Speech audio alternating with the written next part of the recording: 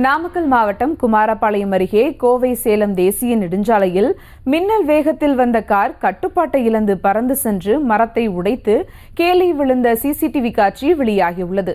அதுகுறித்து அந்த காட்சிகளை தற்போது பார்த்து வருகிறோம்.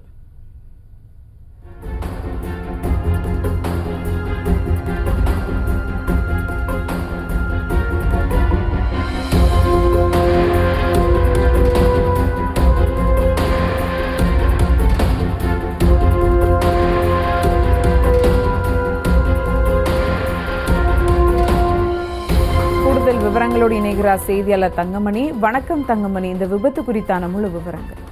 வணக்கம். கேரள மாநிலம் கொச்சி பகுதியைச் சேர்ந்த நண்பர்கள் விஷாக் மற்றும் எல்விஸ் டேனி இருவரும் பெங்களூர் தனியார் நிறுவனத்தில் பணிபுரிந்து வரும் சூழ்நிலையில் நேற்றைய தினம் ஓணம் திருவிழா கேரள மாநிலத்தில் வெகு விமர்சையாக நடைபெற்று வந்தது.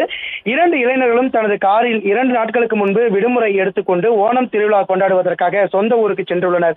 பின்னர் இன்று பணிக்கு மீண்டும் செல்வதற்காக கொச்சியிலிருந்து அதிகாலை பெங்களூருக்கு தங்களது கார் மூலம் திரும்பினர். இதில் காரினை விஷாக் ஓட்ட எல்விஸ் டேனி அருகில் அமர்ந்து வந்தார்.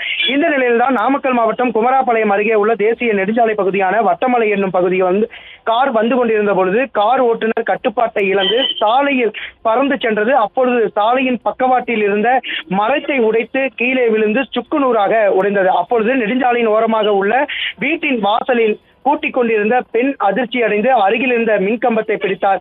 இந்த மின்கம்பத்தில் விபத்து என்பது முழுவதுமாக சேதமடைந்த நிலையில் காரில் பயணம் செய்த 2 இளைஞர்களும் காயமின்றி அதிர்ஷ்டவசமாக உயிர் தப்பினர். இந்த விபத்து குறித்து குமாரபாளையம் போலீசார் வழக்கு பதிவு செய்து விசாரணை மேற்கொண்டு வருகின்றனர். மேலும் இந்த கார் விபத்து குறித்தான சிசிடிவி காட்சிகள் தற்போது வெளியாகி பரபரப்பை ஏற்படுத்தியுள்ளது.